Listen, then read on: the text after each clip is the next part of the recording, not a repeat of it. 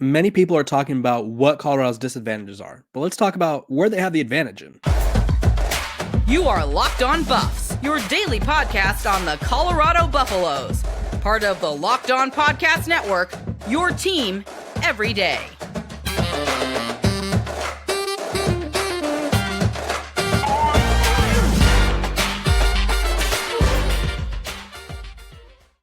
Welcome to Locked On Buffs. I am your host, Kevin Borba. Today's episode is brought to you by FanDuel. Make every moment more. New customers join today, and you'll get $150 in bonus bets if your first bet of $5 or more wins. Just visit FanDuel.com/LockedOn to get started. We're also brought to you by the Locked On Podcast Network. It's your team every day for free and available wherever you get your podcast. So thank you guys for making me your first listen of the day. Let's dive right in. I think too many people are focusing on what Colorado's flaws are. I, the other day, talked about what their weaknesses are, what they need to improve on. But from the Nationals' perspective, for people who aren't doing a daily podcast on the team who have to talk about something every day, they're just like, oh, this Colorado team has flaws here, here, and here. They're bad at this. They're going to be bad at that. Their run game wasn't that good last year.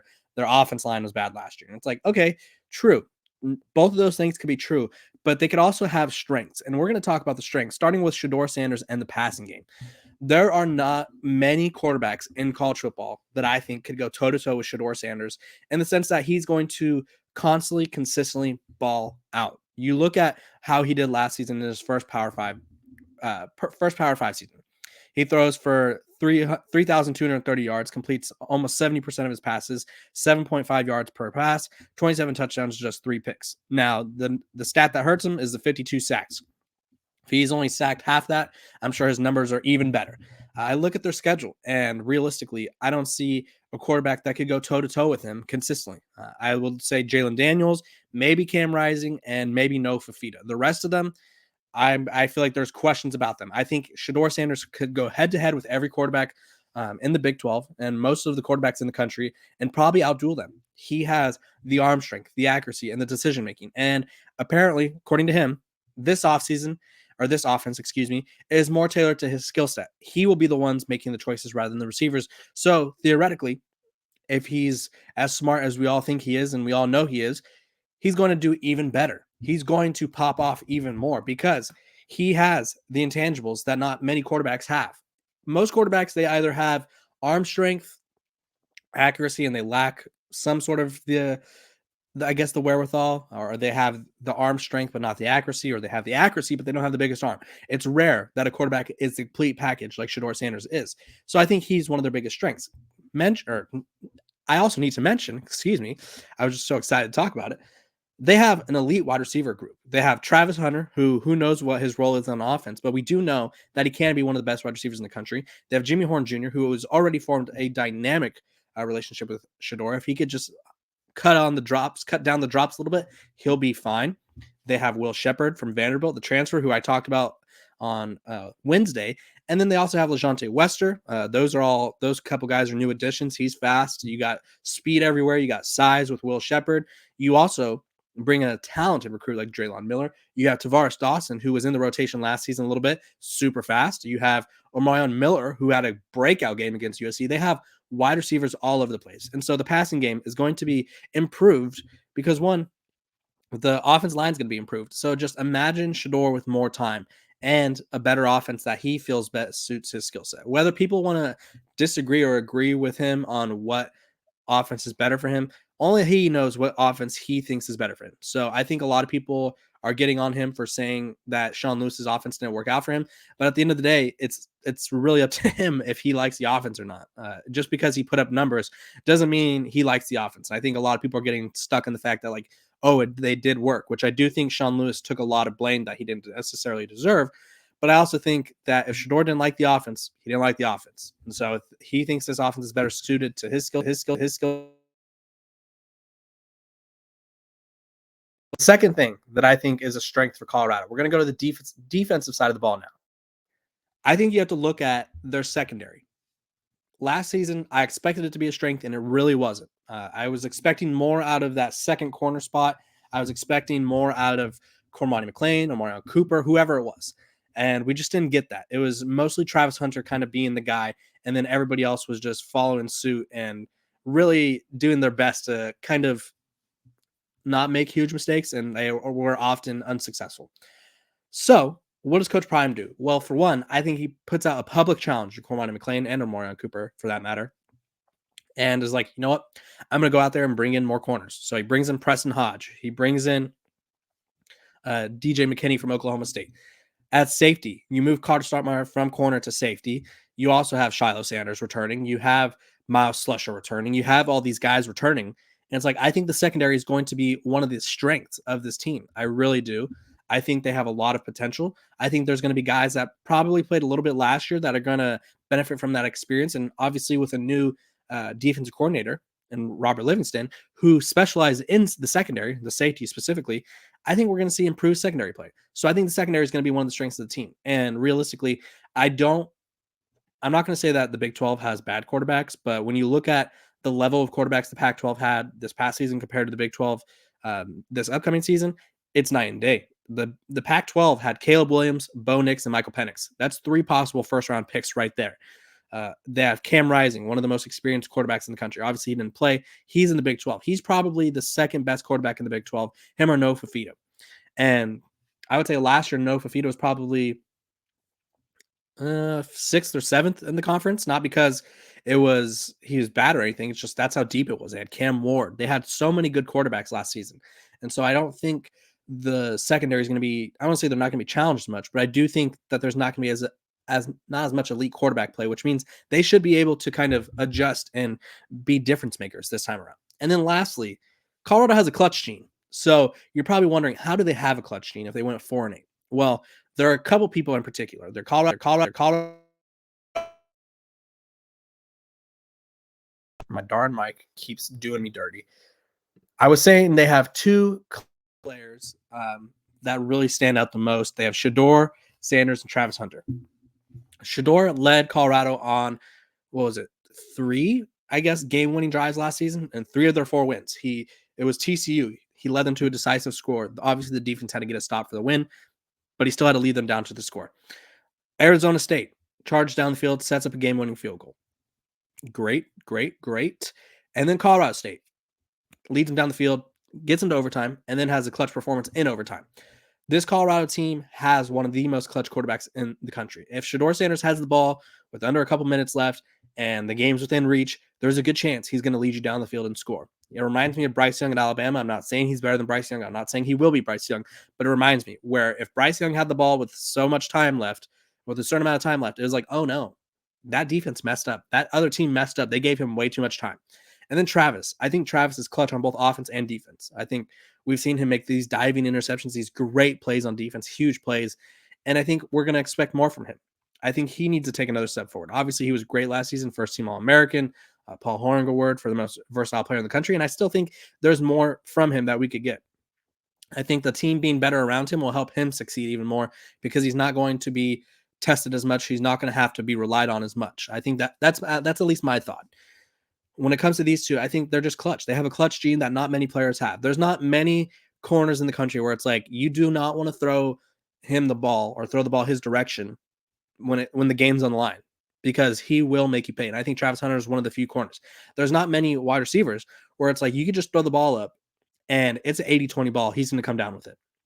And there's not many quarterbacks where it's like if you give him a minute and a half left, you messed up. You lost the game because that is way too much time. So those are the 3 reasons that I think are the 3 ways that I think Colorado will be excelling next season because I think they kind of are going to grow even more. I think they showcased this already this past season, but now they have a season to build. They have a season to get familiar with everyone. And I think this Colorado team has something special on their hands, and I don't think they should waste it by any means. This episode of Locked On Buffs is brought to you by Ibotta. Grocery bills are so expensive these days, but now they don't have to be. Start getting cash back on your grocery shopping with the free Ibotta app and get cash back every time you shop. Ibotta is a free app that gives you the most cash back every time you shop on hundreds of items from groceries to beauty supplies to toys. So you can make sure you're beating inflation no matter what you are purchasing.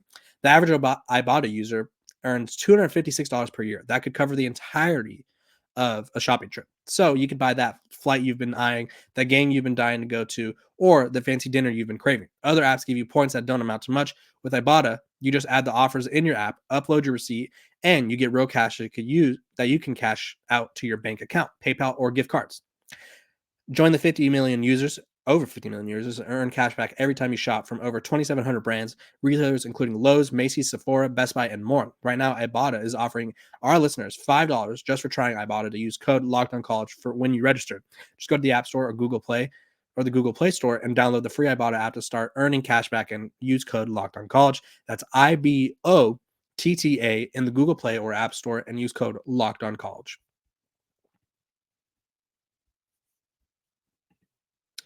Welcome back to Locked On Buffs. I appreciate you guys for tuning in, making me your first listen of the day. We're free and available wherever you get your podcast. So thanks for tuning in, making me your first listen, like I said. Okay, Bishop Thomas. He was one of Coach Prime's favorite players. He said it himself. And he also had some major issues this past season. And according to a report from Buffs Beat over at Fan Nation, Sports Illustrated's Fan Nation, Bishop Thomas will no longer be with the team this upcoming season. So this is kind of unfortunate. I think Bishop he really had everything going for him. He had the size, the strength. He had kind of like the pedigree. He's a 4-star recruit out of Florida, comes from Florida State, and is expected to have a very big role. Not that this was on the field, but he had marketability. He was a very fun-loving guy. He had a distinct look, and it just didn't work out. And I don't think he took advantage of kind of the surroundings that he had. Which is truly unfortunate for him, just because I don't think he took advantage of the opportunity. But according to the report, the 6'2", 300-pound defensive tackle played in 9 games for this past season for Colorado. Recorded 6 tackles, 2 for a loss, had 1 fumble recovery. Was a former top 100 recruit, and there was no official announcement made by Colorado, but they say their sources tell them that he will not be with the team next season, and was dismissed from the program after being suspended indefinitely for violating team rules. Obviously, if you guys watch the Amazon Prime series, Coach Prime series, they talked about there was quite a big focus on Bishop. He was one of the focal points. I think they expected him to have a huge season, which obviously he didn't. But even then, I think he had the personality to have a big season, and he had the personality that all the coaches liked. But he was also missing meetings. There was an episode where he talked about, I think it was like an academic advisor meeting or something, and he just said he was too busy. He had to wash his car. So there was like ridiculous reasons for why he missed. And obviously to him, they were important. But when your coaches are expecting you to be somewhere and you're not there, not a recipe for success. And then you could tell that when he was confronted by coaches as to why he was messing up and like if he knew why he was doing wrong, he was just saying things to kind of get them to shut up. He wasn't saying things because he knew, or I wouldn't say not because he didn't know, but he wasn't saying things because he was sorry. We'll just put it that way. He was sorry he got caught. He wasn't sorry for what he did. And I think the coaches obviously had a tough decision to make because Coach Prime talked about him being one of his favorite players on the team. And obviously it just didn't work out. And so hopefully things work out for Bishop as he moves on to his next endeavor. I'm not sure if he will be entering the transfer portal, or I'm not sure if he'll even be pursuing football anymore. But there's no signs of him participating in off-season workouts. And many were kind of curious, like, would he get that second chance or third chance, if you will? And it appears he didn't. It also, I think this is just goes to show how cruel the business could be. Even though Coach Prime gave him plenty of chances, Coach Prime also went out and replaced him. He brought in multiple defensive linemen. He brought in Anquan Barnes, Quincy Wiggins, Samuel O, Chidozie Nwanku. They brought in guys. They brought in dudes. They're not going to put all their eggs in one basket. I think it's the same thing for Cormani McClain and Omarion Cooper at corner when they brought in Preston Hodge and Dylan McKinney. They brought in guys that they think can start, that they think will have a big impact for this team. And they brought in guys that they will have no issue starting if Cormani or Omarion are unable to play. And I think that's the same thing with Bishop. He had the chances. He really did. I think especially it's really rare.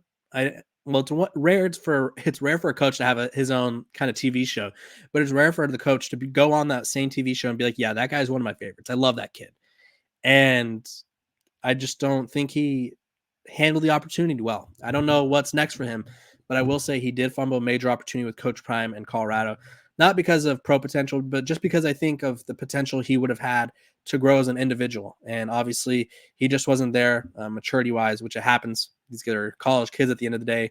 It's a lot to ask for them to be adults and kind of make the right decisions at all times. But sometimes you kind of have to make those tough decisions. And so, I don't think we will be seeing any more Bishop Thomas and Boulder. It's unfortunate. I wish him the best. But Colorado revamped their defensive line. They brought in more pieces. So I don't think it's a loss in terms of production because he didn't add much last season. But I do think it's a loss in terms of potential and just in terms of what that young man was hoping to be. Get buckets with your first bet on FanDuel, America's #1 sportsbook, because right now, new customers can get $150 in bonus bets with any winning $5 bet. That's $150 if your bet wins. Bet on all your favorite NBA players and teams with quick bets, live same-game parlays, exclusive props, and more. Just visit FanDuel.com/lockedon and shoot your shot. FanDuel is the official sportsbook partner of the NBA. Welcome back to Locked On Buffs. I appreciate you guys for tuning in and making me your first listen of the day. We're free and available wherever you get your podcast. Make sure to like, subscribe, and follow. I was doing some light reading and recruiting came up, and Coach Prime was tabbed as one of the most interesting recruiters in college football because by The Athletic too. I love reading The Athletic because they just offer so much great insight. But they talked about Coach Prime and other coaches who need to hit the recruiting trail hard. And Coach Prime was one of them because he didn't recruit much of all this past season. He obviously brought in Jordan Seaton. He brought in Draylon Miller, but he only brought in 6 total recruits. Maybe, I think it was 7 at the end of it by the time they added that linebacker at the end there. But they brought in 7 recruits. And it says Sanders was the talk of the college football season this past offseason. The buzz around Colorado was impossible to ignore, but that didn't lead to any massive recruiting leap. The Buffalo signed just 7 high school players, and their class ranked 119th nationally. They struggled on the field too. So there's not going to be hype. There's no on-field success for Coach Prime to sell. Colorado fans, obviously the transfer portal is in play, but you got to recruit. And so I've talked about this before. I don't doubt Coach Prime's mindset. I think using the portal right now, the way he is with the pieces he has, aka his son and Travis Hunter, I think that is probably the most immediate way to succeed and get wins. Is it the most immediate way to succeed and win a championship? No, it's not. And this roster is not set up to win a championship. If it does, it would be a record-breaking roster. And let me tell you why. This isn't me saying the roster is not good enough. I think if there were to be a roster, I guess it could be this one. They have experience everywhere. They have depth now. They have a better offensive line. They have good running backs. If everyone's healthy, they have good receivers. They have good defensive linemen. Linebackers kind of iffy, but secondary is solid. So it's like, what are they missing? Well, according to 24/7 Sports' Bud Elliott, love this metric. It's called the blue chip ratio. You have to have 50% of your roster be made up of 4 or 5 stars that you recruited. Every champion since 2011 has had that. Every champion. So if Colorado wants to win a championship, they're going to have to recruit. I think Coach Prime is going to kind of go all in on this season and see what their ceiling is. Realistically, if they have a good season, they could win the Big 12 and they'll be in the playoff. And who knows from there, they might end up taking on like a group of 5 team and they win a playoff game. That'd be huge.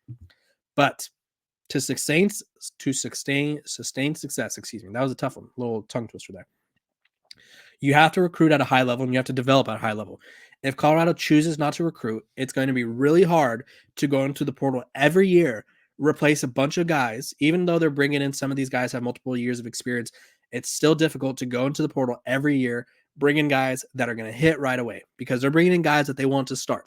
When you bring in recruits, it's like you hope they could contribute, but you also have to develop them.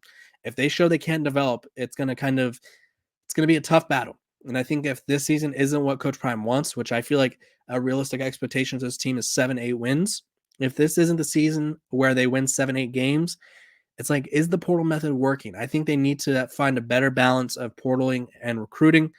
So that way, in the long run, it makes your life easier. Now, obviously, they're going after big name recruits. Like they're going after Julian Lewis. They're going after Deuce Knight, the 2 quarterbacks. And it's like, okay, that's good.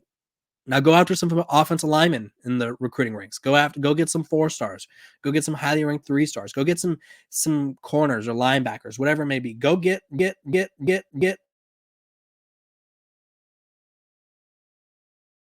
Go get some young guys that you could kind of afford to not have to play right away, and they could sit behind more experienced players, go up against more experienced players, and develop. I think this Colorado team is kind of missing that youth aspect. I understand you guys are going to be like, they brought in transfers that have multiple years ago. They did, but they're not bringing in recruits at a high level. They need to. Coach Prime, if he wanted to, could bring in top 10 class, and that's without the NIL support that other programs have. If he put his mind to recruiting, Colorado would be successful for years to come. And I do think that if the transfer portal method doesn't work out again, it's kind of like setting it back because the importance of recruiting. But if you're choosing not to do it, I do think it's kind of going to come back to bite you. So I do think Colorado should focus on recruiting a bit more. I'm not saying don't use the transfer portal. The transfer portal will be used by everyone. It should be a compliment, but the transfer portal isn't producing a lot of champions. If you look at the teams that have won the championship, they're not teams that are made up of portals. They're teams that are made up of recruits that are developed, complemented by some transfers here and there. If you look at the guys that are going in the first round of the NFL draft, it's not a lot of transfers. It's guys that were developed at their program. So the recruiting aspect of college football is much more important than people realize. And I think Colorado needs to hit on recruiting a lot more than they currently are. I appreciate you guys for tuning in. Let me know what you think about recruiting. Making me your first listen of the day. We're almost at 5,000 subscribers. Let's get there. Let's get across the finish line and so that way we can head to 6,000. I appreciate you guys, all the support you give me. I hope you guys have a great weekend, and I will see you guys on Monday.